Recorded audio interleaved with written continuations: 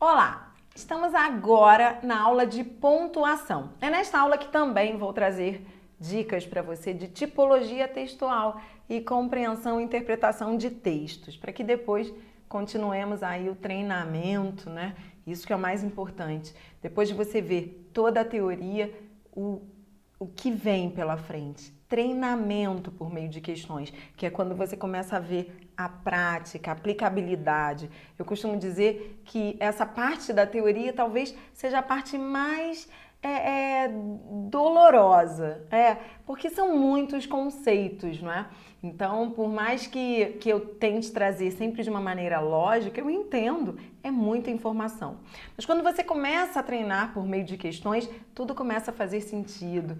Aí você vai relacionando os assuntos e começa a ver que não é tão complexo quanto você imaginava. É uma questão de treinamento. Nós vamos agora falar de pontuação. E em pontuação, eu começo falando do uso da vírgula.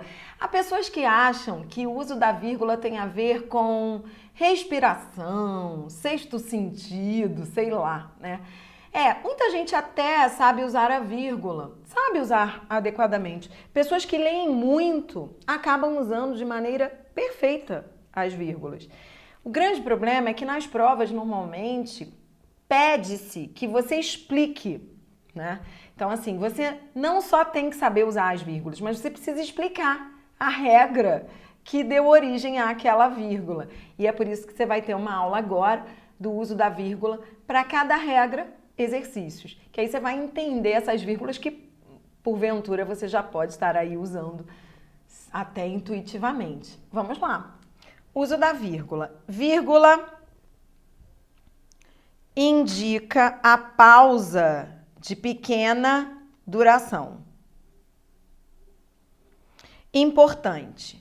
Constitui erro grave separar sujeito do verbo e verbo do complemento. Não se pode separar sujeito de verbo nem verbo de complemento por vírgula. Por exemplo, se você diz sei que serei aprovado,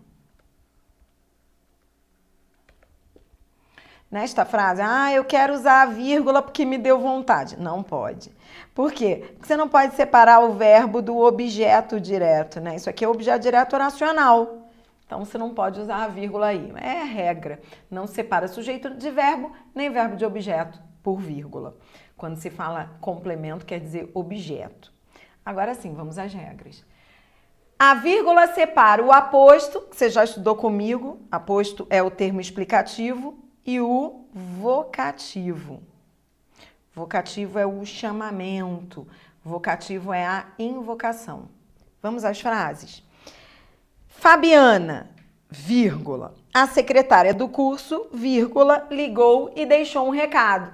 Usamos aqui as vírgulas para separar o aposto, que é a explicação. 2. Chapuri, vírgula. Importante município a 150 quilômetros da capital do Acre, vírgula, Rio Branco, vírgula, foi o principal cenário de atuação de Chico Mendes. Então, as vírgulas foram usadas aqui em função de dois apostos. O primeiro é importante município a 150 quilômetros da capital do Acre, é aposto de Chapuri, e depois Rio Branco, que é aposto da capital do Acre. E é legal também você fazer assim, toda vez que você quiser verificar se você usou bem as vírgulas no aposto, se elas foram colocadas nos lugares certos, retire o que está entre vírgulas da frase, leia sem o que está entre vírgulas. Se fizer sentido, se ficar tudo bem, é porque você usou adequadamente. Eu poderia ler essa frase sem tudo isso que está destacado, né? Eu poderia dizer simplesmente, Chapuri foi o principal cenário de atuação de Chico Mendes. Pronto, usei bem as vírgulas. Frase número 3. Muito bom dia, vírgula, senhora. Usamos a vírgula aqui em função do vocativo, né? Senhora é o vocativo. Vocativo é invocação, vocativo é o chamamento. Tá. Regra número 2, vamos lá.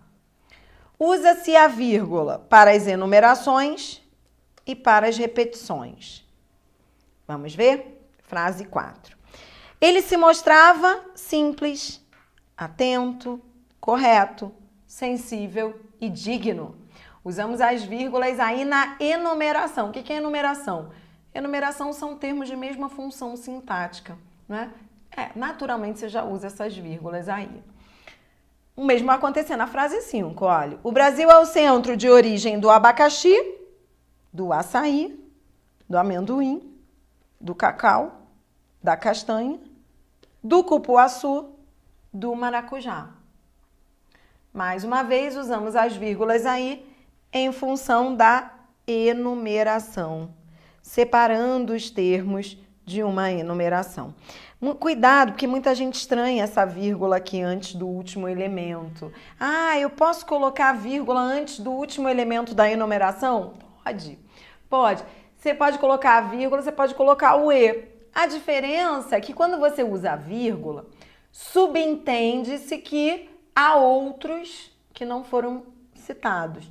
Então, nesse caso aí, o que eu quero dizer é que ele é centro de origem de outros elementos além desses que eu citei. Se você usar o E, não. O E, ele delimita, ele fecha a enumeração ali, tá bom? 6. A garotada nadou e veio morrer na praia da ingratidão nacional. Então, usamos as vírgulas aí, separando as palavras repetidas. Regra número 3. A vírgula marca a omissão da palavra, que é também chamada de elipse. Veja um exemplo. As paixões eram súbitas. As separações, vírgula, sem aviso. Então, usamos a vírgula aí em função da elipse do verbo, né? Para que repetir, né? Não é necessário. Aí eu posso usar a vírgula que vai marcar, portanto, a omissão desse verbo. Porque é como se eu dissesse, as separações eram sem aviso. Na frase 8, Bush inventou a guerra preventiva. Fidel, vírgula, a execução preventiva. Então, é como se eu dissesse, Fidel inventou. Tá? Então, essa vírgula aí está também marcando a omissão do verbo. Agora, vamos ver um uso de vírgula que você já estudou comigo. Você vai ver. Usa-se a vírgula para separar oração adjetiva e explicativa. Lembra que estudamos há pouco? A oração adjetiva é aquela que se inicia com pronome relativo. Pode ser restritiva ou explicativa. A restritiva vem sem vírgulas, porque ela restringe, delimita. A explicativa vem com vírgulas, porque é uma informação que pode sair da frase, que pode ser eliminada. É o que acontece nas frases 9 e 10, veja só. O Tejo, que é o maior rio de Portugal, nasce na Espanha. Então, que é o maior rio de Portugal é uma oração adjetiva explicativa. É uma informação acessória, perceba, eu posso retirá-la daí. Eu poderia dizer simplesmente o Tejo nasce na Espanha. Eu não estou restringindo. Não é como se eu dissesse, vários Tejos. Eu estou falando daquele que é o maior rio de Portugal. Não. Ela não é restritiva. Restritiva você usa quando você tem mais de um e você está restringindo, delimitando. Aqui não. Aqui eu só tenho um Tejo. E eu estou explicando, e não restringindo, que ele é o maior rio de Portugal. Por isso, entre vírgulas. O mesmo vai acontecer na frase 10. Regressei a Brasília e despedi-me de Celso, que prosseguiu viagem. Que prosseguiu viagem é a oração adjetiva explicativa. Eu estou explicando que Celso prosseguiu viagem. Eu não estou restringindo. Aqui existem 3 Celsos. Eu estou falando daquele que prosseguiu viagem, entendeu? Não foi esse o caso. Eu não estou delimitando, restringindo o Celso. Eu estou apenas explicando que ele prosseguiu viagem. Então, quando a oração é adjetiva explicativa, ela vem com vírgula, repito, porque é uma informação acessória. Regra número 5. As regras 5 e 6 são as mais importantes. Vamos a elas. A vírgula separa as orações coordenadas, tanto assindéticas quanto às sindéticas. Lembra? Assindéticas são aquelas que vêm sem conjunção. Sindéticas são aquelas que vêm com conjunção, com o síndeto. Vamos aos exemplos. Eram 11 horas, vírgula. A única luz do quarto era a lamparina, vírgula. Tudo convidava ao sonho e ao devaneio. Então, usamos as vírgulas aí para separarmos as orações coordenadas assindéticas. O mesmo vai acontecer na frase 12. Maria Regina acompanhou a avó até o quarto, despediu-se e recolheu-se ao seu. Já a frase 13, ela tem a conjunção, que é a conjunção mais. E aí, quando houver a conjunção, então você vai usar a vírgula antes da conjunção. Veja só. Tentei impedi-la de ir embora, mas não adiantou. Essa vírgula aí, então, antes da conjunção. Antes do portanto, antes do porém, a vírgula, então, vem antes da conjunção coordenativa. Tudo bem? Tá. Agora, é claro que pode ser que a conjunção venha deslocada. Lembra que você estudou isso comigo? Lembra o caso da conjunção deslocada? Lembra o pós-deslocado? Ah, se ele estiver deslocado, aí ele virá entre vírgulas. Vou colocar um exemplo, só para você relembrar. Você diz assim, olha, ele estudou muito.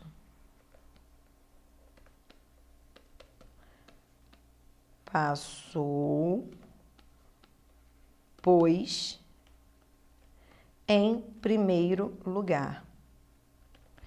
Veja, essa conjunção está deslocada. Lembra, a conjunção deslocada é aquela que vem após o verbo. Neste caso, aí ela vem entre vírgulas. Tá certo? E a regra número 6. Para a gente falar da regra 6, que é a última de uso da vírgula, eu quero que você anote a seguinte dica aí. Vamos relembrar. Ordem direta. Quando é que uma frase estará na ordem direta? Uma frase estará na ordem direta quando ela estiver assim, olha, sujeito, verbo e complementos, ou seja, sujeito, verbo e objetos. Quando uma frase está na ordem direta, as ideias circunstanciais ficam ao final da frase. Bem, relembrando o que são ideias circunstanciais. Ideias circunstanciais, você estudou comigo lá na aula de advérbios, os adjuntos adverbiais, lembra? Tempo, modo, lugar. Ideias circunstanciais você estudou comigo nas conjunções adverbiais, que também traziam ideias circunstanciais. Ah, essa aula eu quero que você lembre, porque você vai usar muito nos exercícios de vírgula. Por exemplo, olha, lembra que as adverbiais eram 9 tipos, 6 mais FTP? Causa, comparação, condição, concessão, consequência. Essas ideias, na ordem direta, ficam sempre no final. Se forem deslocadas, aí ficarão entre vírgulas. Se saírem do final da frase e forem ou para o início ou para o meio, vírgulas. Veja os exemplos. Termos deslocados para o início ou meio do período. Frase 21. Na frase 21, geralmente é um adjunto adverbial de tempo, que na ordem direta teria ficado ao final, como foi deslocado, vírgula. Geralmente, as oposições não gostam dos governos. Na frase 22, qual foi a circunstância deslocada? Nos tempos atuais, que é também um adjunto adverbial de tempo. Na ordem direta, teria ficado no final, ou seja, na ordem direta ficaria assim, não existe país do primeiro mundo nos tempos atuais. Como foi deslocado, vírgula. Nos tempos atuais, vírgula, não existe país do primeiro mundo. Muitas vezes a ideia circunstancial ela vai para o meio da frase. É o que nós chamamos de intercalação. Intercalação porque está entre, está no meio. Neste caso, você vai usar duas vírgulas. Existe, vírgula, no meio rural, vírgula, uma violência estrutural. Na frase 24, aí eu já não tenho mais um adjunto adverbial. Agora é uma oração adverbial temporal deslocada. Vírgulas também. De qualquer maneira, a circunstância fica no final, na ordem direta. Se for deslocada, foi o que aconteceu na frase 24, entre vírgulas. Agora é uma oração. Eles, vírgula, quando todos chegaram, vírgula, puderam iniciar os trabalhos. Quando todos chegaram, oração adverbial temporal deslocada. Entendeu? Ela foi deslocada lá do final da frase. Na ordem direta, como é que ficaria essa frase? Ficaria assim: eles puderam iniciar os trabalhos quando todos chegaram. Aí, como ela foi deslocada, entre vírgulas. Bem, para fechar, eu trouxe aí os outros sinais de pontuação e dicas para você usar bem os outros sinais. Vamos lá? Ponto e vírgula. Bom, ponto e vírgula, os anos passam e o conceito é o mesmo, ó, nada mudou. Ponto e vírgula é a pausa mais longa que a vírgula e menor que o ponto. O que quer dizer isso? Quer dizer que quando você quer dar uma pausa maior, mas não quer colocar um ponto, você usa o ponto e vírgula. Você usa o ponto e vírgula somente em duas situações. Ou para você separar orações coordenadas, principalmente quando você já tem uma conjunção deslocada na oração coordenada, é muito comum usar-se o ponto e vírgula. Quer ver?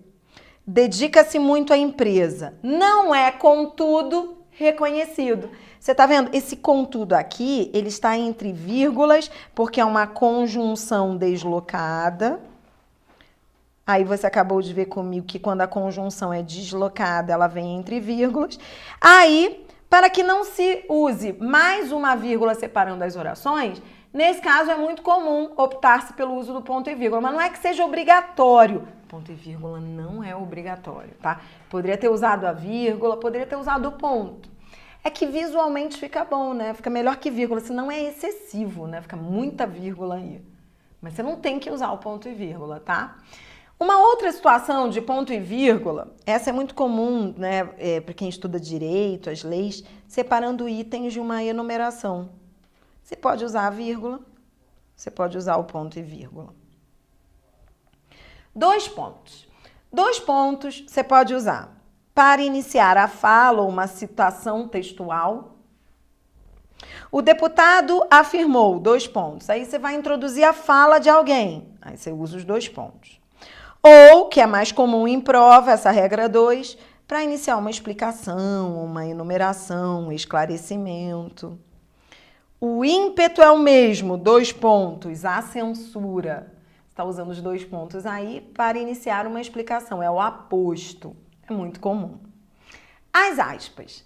As aspas podem ser usadas para uma citação, quando você vai citar o discurso de alguém, e aí você está reproduzindo o que uma pessoa disse, aí você coloca a fala dela entre aspas. E você pode usar também para estrangeirismos, gírias, que são as expressões populares. Considera-se um czar. Numa redação, por exemplo, se você usar um estrangeirismo e não colocar entre aspas, você será penalizado. Gírias também, se não tiver jeito, se você tiver que usar, que seja entre aspas, tá certo? Você usa as aspas também quando você quer destacar uma palavra. Exemplo, diga-me como direi isso a ela. Eu estou destacando. Você diz assim, olha, concurso público pode ser a solução para muitos. Aí você coloca concurso público entre aspas. Você está destacando aquela expressão. É um outro uso.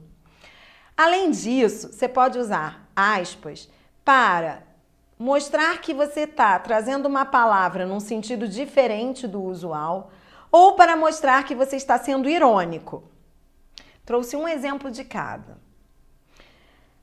A princípio, há um fosso gigantesco entre a fala desarticulada dos presos e a oratória empolada dos juízes.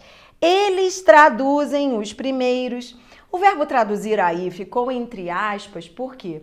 Porque o que se quer aí é mostrar que não é de fato isso. Eles não traduzem, né? Os juízes não traduzem a fala dos presos. É como se eles fizessem isso, mas não é exatamente isso. Então, por isso que está entre aspas, entendeu? Agora, o mais comum é usar as aspas para ser irônico. Ironia. Ironizar é dizer o contrário do que se pensa. Então, nesse caso, você diz assim, ó, você foi brilhante ao dizer aquela asneira. Então, quando você coloca brilhante entre aspas, o que você quer dizer? Você está sendo irônico, né? Não é exatamente isso que você pensa o contrário. Até no dia a dia, né? A gente fala assim, bonito, hein? Aí coloca entre aspas, você está sendo irônico. E os travessões? Emprega-se para marcar a mudança de interlocutor nos diálogos, ou seja, para trazer a fala de alguém. Isso você já viu. Mas o mais comum em prova é esse aqui, olha. Quando você quer dar ênfase a termos. Então, quando você quer enfatizar, é muito comum você usar o travessão para enfatizar mesmo que você está falando, né? Ó, Machado de Assis, grande romancista brasileiro. Aí eu coloquei grande romancista brasileiro entre travessões porque eu quero enfatizar, mas eu poderia não querer enfatizar e colocar entre vírgulas, sem problemas. Os travessões enfatizam. E cuidado, toda vez que você abrir uma informação com um travessão, você tem que fechar com um travessão. Tem que usar os dois, não pode colocar travessão e vírgula, não. É travessão e travessão, tá certo? Se por um lado os travessões enfatizam, os parênteses retiram a ênfase. Veja só. Parênteses isolam comentários acessórios. Isolar é retirar a ênfase. Não sei se é minha queda por causas difíceis. O socialismo, o Botafogo. Então, nesse caso, eu estou trazendo um comentário acessório, uma informação adicional que eu não quero enfatizar aqui. Por isso, essa informação está entre parênteses. A mesma coisa, ó, você vai citar o autor, é muito comum colocar-se entre parênteses. É muito comum, inclusive, quando você está lendo com pressa e há parênteses ali, é muito comum que você nem leia o que está entre parênteses, já viu? Você está lendo com pressa e nem lê. O fato é que toda vez que você for explicar, toda informação, toda explicação, ela pode vir entre vírgulas, entre parênteses ou entre travessões.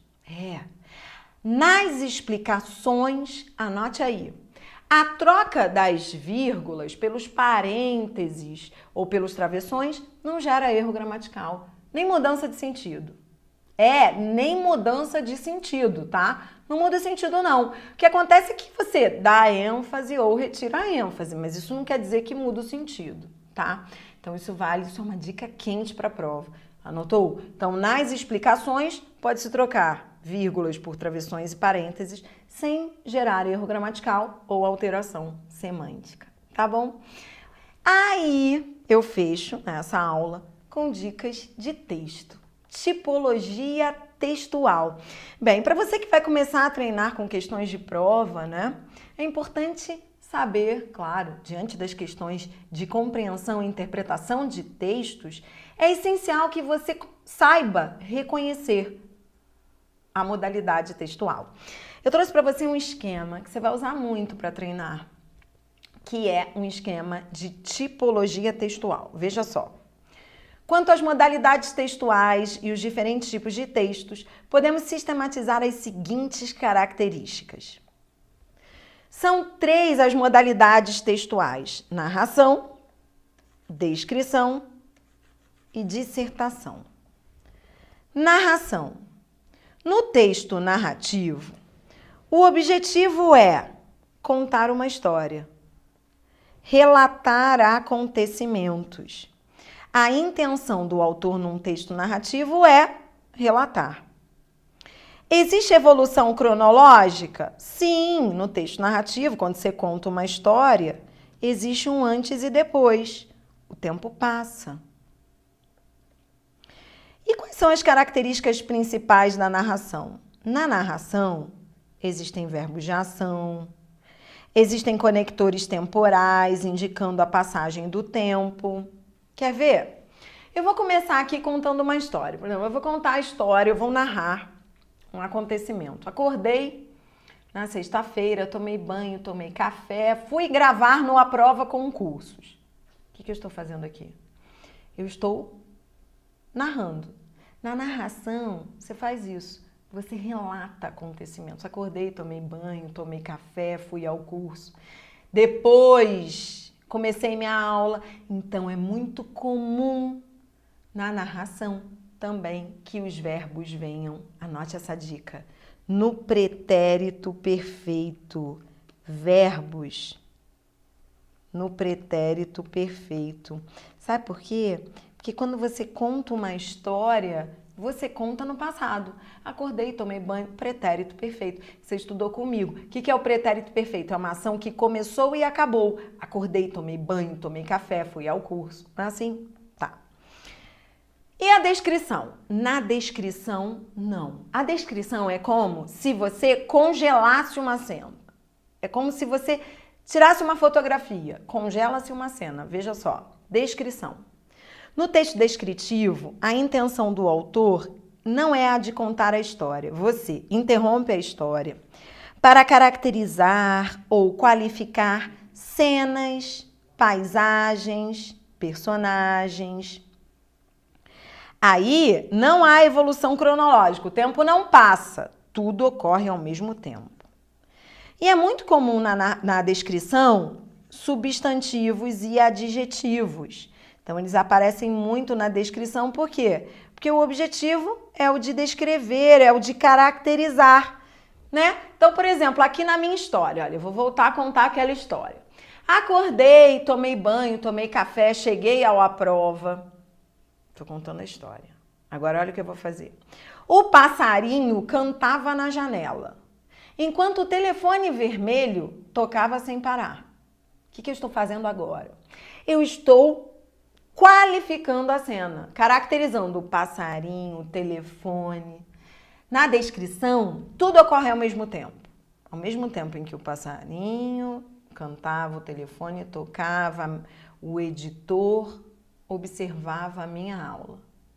Na descrição, as ações são simultâneas. E há mais uma dica aí que vai te ajudar nas provas. Os verbos vêm normalmente no pretérito imperfeito.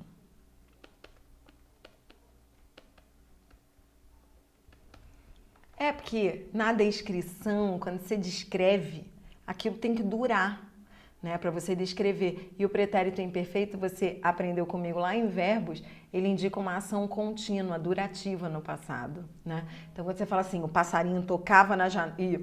O passarinho tocava, não. O passarinho cantava enquanto o telefone tocava. Essas ações estão no pretérito imperfeito, que é a marca da descrição. E isso ajuda pra caramba. Na hora que você estiver fazendo prova, se a banca perguntar, a narração, o primeiro parágrafo é narrativo, o segundo é descritivo, os verbos te ajudam. Se o primeiro parágrafo vier no pretérito perfeito, você já sabe, tá contando a história, a narração. Aí, se o segundo vier no imperfeito, aí já é descrição, entendeu? Então, isso é uma dica quente. Já a dissertação, nela, aí, a intenção do autor é bem diferente. Na dissertação, o objetivo do autor é o de discutir, abstrair, conceituar. A evolução cronológica não é relevante. É muito comum que apareçam as relações de subordinação, causa e consequência, dados estatísticos, exemplos, testemunhos de autoridade. O que é o texto dissertativo? No texto dissertativo, você discute um assunto, você discorre sobre um tópico. Por exemplo, eu vim aqui falar de educação. Aí eu vou falar, a educação nos países desenvolvidos deve ser tomado como um exemplo. Isso é um ponto de vista. Isso é a defesa de um conceito. Isso é dissertação. Então, na dissertação, você conceitua. É muito comum o aparecimento de exemplos. Por exemplo, aqui no meu texto eu posso falar, o Canadá é um exemplo de país que investe em educação. Estou dando exemplo. É muito comum também o aparecimento de testemunhos de autoridade. Por exemplo, o que são testemunhos de autoridade? Você escolhe um autor que seja uma autoridade nesse assunto e utilize esse autor no seu texto para ratificar o que você pensa. Por exemplo, estou aqui falando de educação, posso usar um autor que ratifique o que eu pense no meu texto. Segundo fulano de tal, isso é testemunho de autoridade. A dissertação, nela, o objetivo é conceituar, discutir, trazer ideias, conceitos. É, portanto, bem diferente da narração e da descrição. Eu trouxe para você um texto e nele eu quero mostrar, quero exemplificar como é que muitas vezes essas modalidades vêm misturadas, mas que o grande desafio é você, mesmo percebendo que elas se misturaram, classificar o texto com base no que predomina. Preste atenção, vou mostrar. Há um texto aqui, a maçã não tem culpa. Bem, quando você começa a ler o texto, a sensação que se tem é a de que se vai narrar, né? Pela lenda judaico-cristã, o homem nasceu, tá contando a história. O homem nasceu em inocência, mas a perdeu. Então o texto começa narrativo. Só que logo a seguir há um ponto de vista. Veja, há uma distorção generalizada. Então, ele começa com narração, mas vai à dissertação logo a seguir. Quando se diz, há uma distorção generalizada considerando que o pecado original foi um ato sexual e a maçã ficou sendo um símbolo de sexo agora, o autor está trazendo um ponto de vista. Tá. Então ele começa narrativo, depois vai à dissertação. Ao longo do texto, volta-se a narrar. E sempre no meio da narração, você vai achar a descrição. Por exemplo, você vai ver caracterizações, sapiência técnica e científica, ex-doutor. Muito comum que a descrição venha com a narração. Tá, aí você começa a ver que, poxa, Adriana, mas é tudo misturado. Como é que eu faço para classificar o texto? Aí eu digo sempre o seguinte, a minha dica é saber o que predomina no texto significa resumi-lo. Quando você termina de ler um texto, mesmo que você veja as 3 modalidades misturadas, a dica é volte ao início e ao final do texto. Principalmente ao final. O final do texto é decisivo. É no final que o autor deixa clara a sua intenção. Quando se chega ao final, o autor, mesmo tendo narrado, descrito, ele volta com o seu ponto de vista, que é chamado de tese, que é a defesa do ponto de vista dele. O pecado original não foi o sexo, o ato do sexo.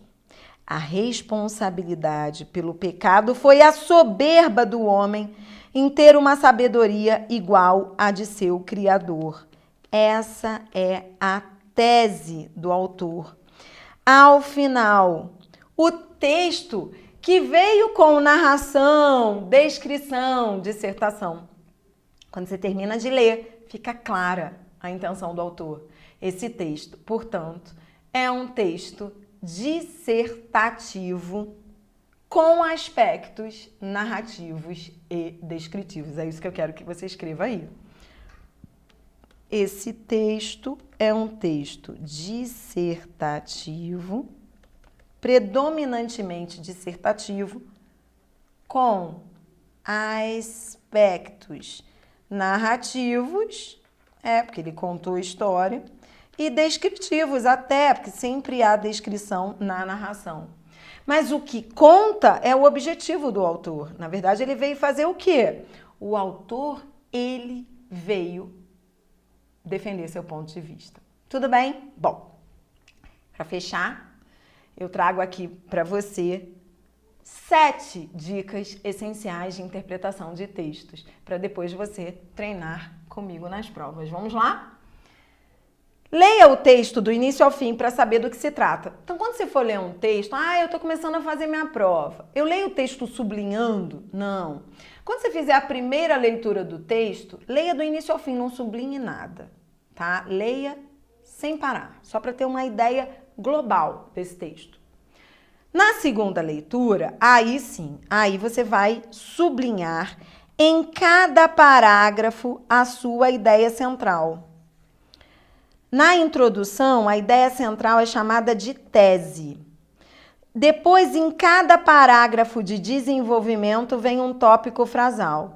E na conclusão, vem a tese novamente. Então, depois você vai ver, treinando comigo nas provas, que a tese ela vem na introdução, mas na introdução ela vem fraca. Nesse texto que a gente acabou de ler, né? O início ficou a gente ficou um pouco sem saber do que se tratava. Na conclusão é que a tese vem forte ao final, né? É na conclusão que o autor deixa claro o que ele veio defender no texto. Cada parágrafo, quando você for ler cada parágrafo, o ideal é que você sublinhe em cada parágrafo a ideia central. Por que é importante você sublinhar? Porque senão, toda vez que você for fazer uma questão de interpretação, tiver que ler o texto de novo, eu vi isso no texto, mas eu não me lembro onde. Aí você vai ler o texto de novo, acaba que você lê muitas vezes. Por isso que o ideal é, quando você for ler a segunda vez, você já sublinha em cada parágrafo que é principal, para toda vez que você tiver que recorrer ao parágrafo, já está marcado ali o que é mais relevante. Terceira dica.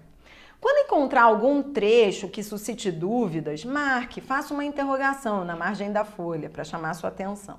Caso haja alguma questão acerca daquele momento do texto, você estará atento. Eu falo isso porque é muito comum, quando você não entende alguma coisa, né? Dá um desespero, né? Você fala assim, meu Deus, eu não entendi isso, tô desesperado, já tô desesperado, não tô entendendo mais nada, meu Deus, vou parar. Não faça isso. Quando você não entender algo, você vai sublinhar. Aí você vai dizer assim, isso aqui tá estranho e tal. Mas você vai deixar ali. A própria banca, nas questões, a própria banca costuma esclarecer trechos duvidosos. Portanto, viu algum problema, alguma coisa mais complicada? Marque e desapegue-se. Vá em frente. Com o tempo você acaba voltando aquilo e entende. Vá por mim. Muita atenção aos enunciados. Muitas vezes o candidato perde uma questão porque não entendeu exatamente o que pede enunciado. Às vezes uma palavra. Por exemplo, a banca diz assim, marque aquela que não esteja correta. Aí o aluno fala para mim, Adriana, eu não vi esse não, achei que eu tivesse que marcar que estivesse correta. Por bobagem, o aluno acaba se prejudicando. Portanto, marque o que é central no enunciado. Sublinhe mesmo. A prova é sua. Vamos lá. Quinta regra, quinta dica. Existem dois tipos de questão.